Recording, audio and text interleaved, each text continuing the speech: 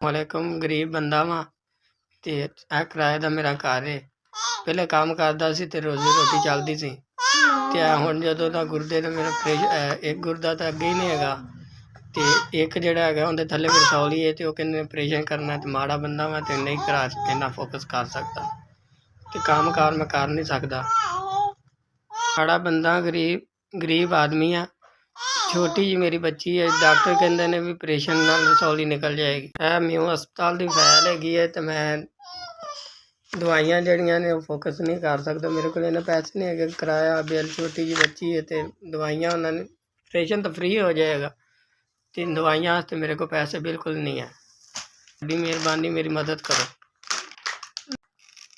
अस्सलाम वालेकुम। साडी छोटी जी बच्ची है तो मेरे मियाँ दे गुरदे दे थल्ले रसौली है तो उन्हें ऑपरेशन दस्या सी ते ऑपरेशन तो फ्री हो जाएगा, दवाइयां दस्से पैसे नहीं है तो मदद करो। खान वाला मेरे सिर्फ बंदा ही सी ते वो मंजी ते पै गया, साढ़े से कुछ भी नहीं है खान पीन से भी। असी बड़े परेशान है कि साडी मेहरबानी, साडे नाल थोड़ा जिहा तावन करो।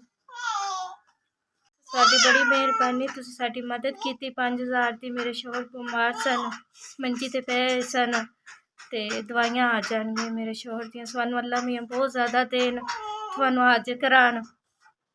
SPS सानू चोखा देवे अल्लाह मियां, तुस बच्चों की तंदुरुस्ती देवे अल्लाह मियां, सानू चोखा देवे अल्लाह मियां, सानू बहुत ज़्यादा देवे अल्लाह मियां, सानू मक्के मदीना ले जावे, उत्थे दी ज़ियारत करावे, सानू हज होवे।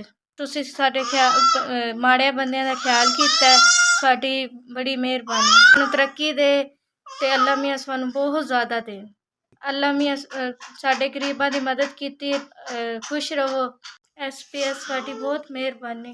अल्लाह मियां सानू खुश रखे, अल्लाह मियां साडी तंदुरुस्ती सानू दित्ती रखे। साडे गरीबां रंगियां दी दुआ कीती रखांगे असीं।